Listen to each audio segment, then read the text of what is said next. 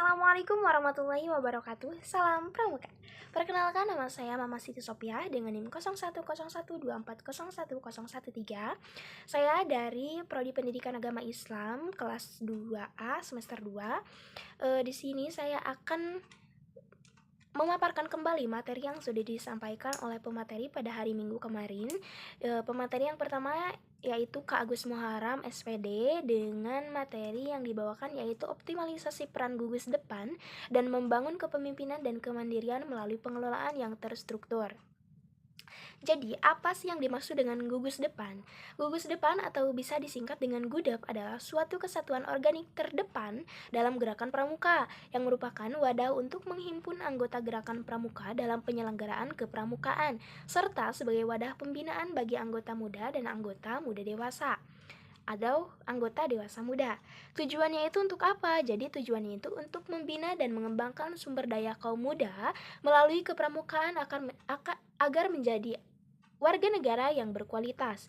Selanjutnya ada beberapa istilah-istilah dalam pramuka ini. Ada gerakan pramuka, ada kepramukaan, dan juga ada pramuka.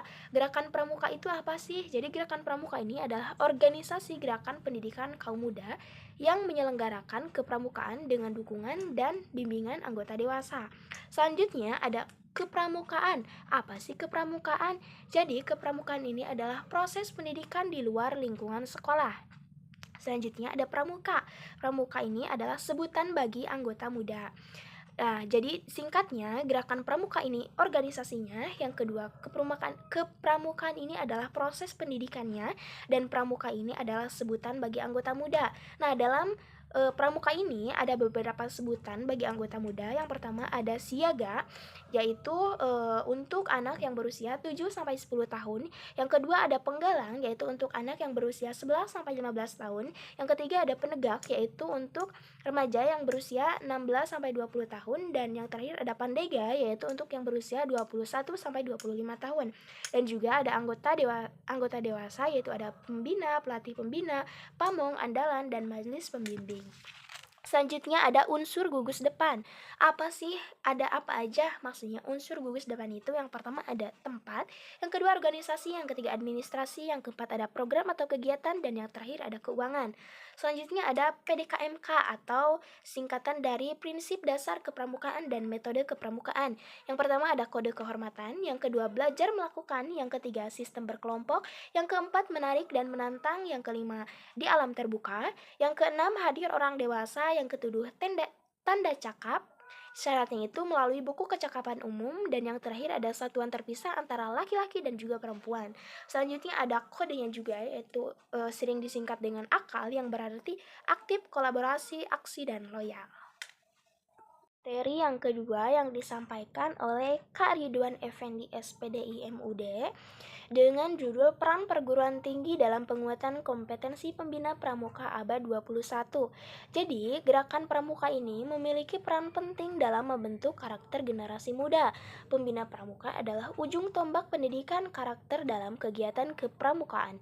Dan pada tantangan abad ke-21 ini menuntut pembina memiliki kompetensi yang lebih adaptif dan inovatif.